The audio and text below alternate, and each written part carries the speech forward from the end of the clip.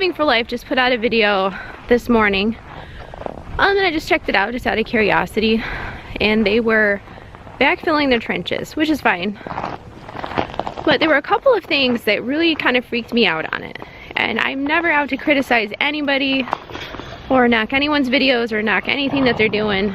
But as someone who spent a good chunk of time digging this out, this is our water line right here. We actually have a couple of different water lines.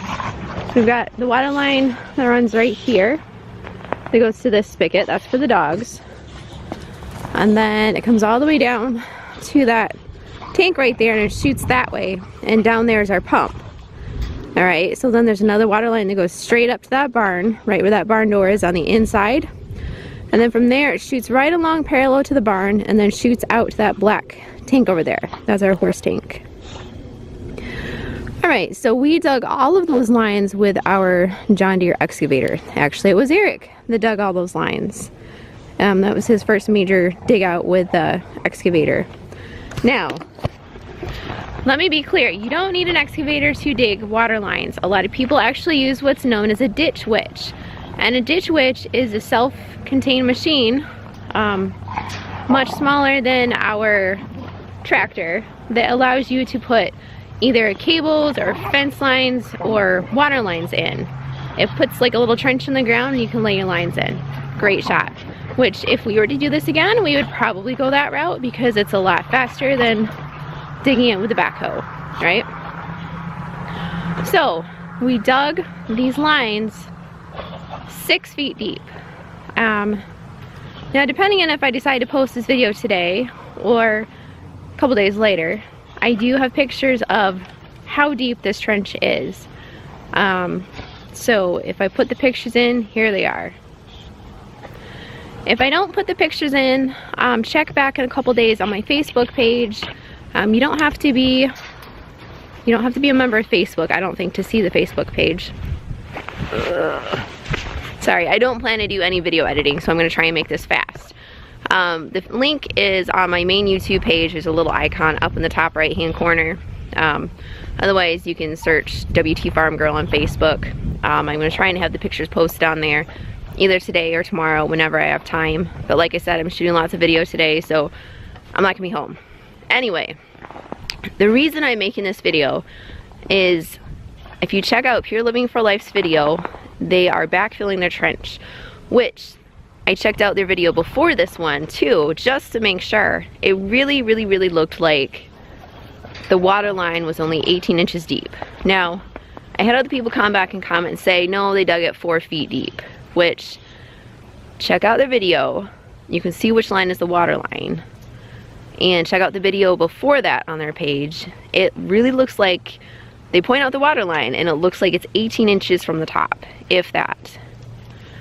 Now, if someone wants to put in a water line 18 inches from the top, that's their business, that's fine. But I would wholly recommend that you would put your water lines as deep as possible. Here in Michigan, we get down as cold as -14. We put our water lines 6 feet underground, just to be safe, because better safe than sorry. 18 inches underground, you're gonna have some issues. Now, the reason I'm making this video is because I came out here today and we had 2 hydrants frozen. Now, this is the first time in, let's see, we put out the water lines, I think 2 or 3 years ago. This is the first time they've ever froze. Now, was it super cold last night? No, it wasn't. It was actually probably in the teens, all right? Why did this water line freeze? Well, let me explain. Now, let me explain. We have solid clay ground here. All right, this trench at this point right here is probably 5 feet deep. Maybe it's 6 feet, but I know out there at least it's 6 feet. This hydrant is a 4-foot hydrant. Maybe this is 6-foot hydrant.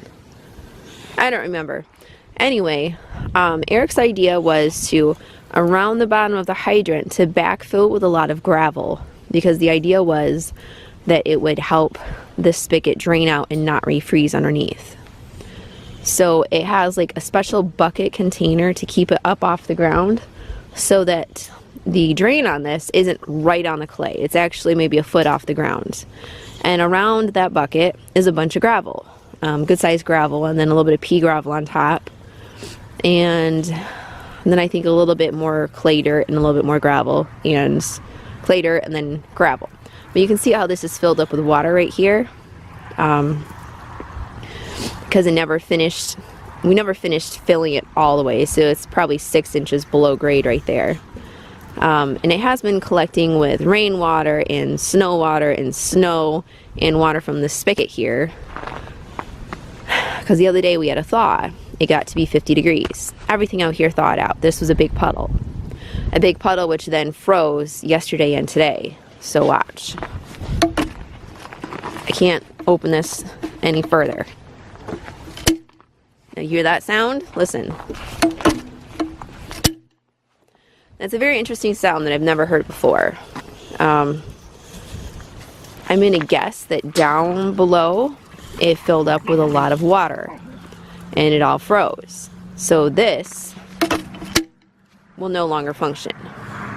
Now the hose in the barn has the same issue. That one actually got stuck open because I couldn't get it to release, and then it finally did, and it started spitting out water, which was great, except that I couldn't close it again. It was stuck open and it was spewing water all over the inside of the barn, and I'm freaking out. Fortunately, Eric had left his heat gun on a table right next to the hydrant, and we have a plug in the barn right next to the hydrant. So I plugged it in, blasted this unit with the heat gun, and then poof, it closed. But not before it filled the whole front of the barn with water. So now it's not working. The only hydrant out here right now that is working is the horse hydrant. So let's go take a look at that really quick, because I gotta finish feeding the critters and get off on my errands today.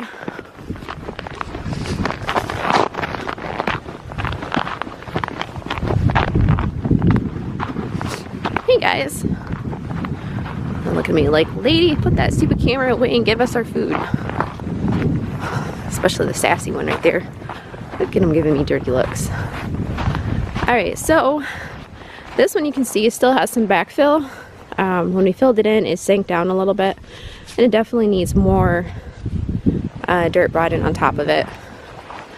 But this one we actually backfilled pretty good. Right around the spigot, we piled lots and lots and lots of dirt.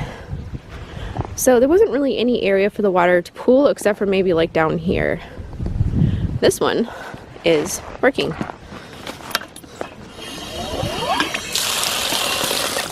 This one is the only one that's working. So what can we conclude on this? Did the lines freeze below ground? No. The part that actually froze is right underneath the spigot, which is preventing the mechanisms from opening and closing. If I didn't have that hydrant over there, I would be screwed, because I don't want to have to bucket water to the horses and the cows from way down there, or worse, from in the house. That would suck. So I'm very glad that that is the main one that is working today. Hopefully it will always work forever. If it doesn't, I'm gonna be screwed. So, because even when you try to do them right, you still have a high tendency for them to freeze. So, learn from my mistakes. So, I'm off to finish feeding the animals and shoot more videos today. Take care.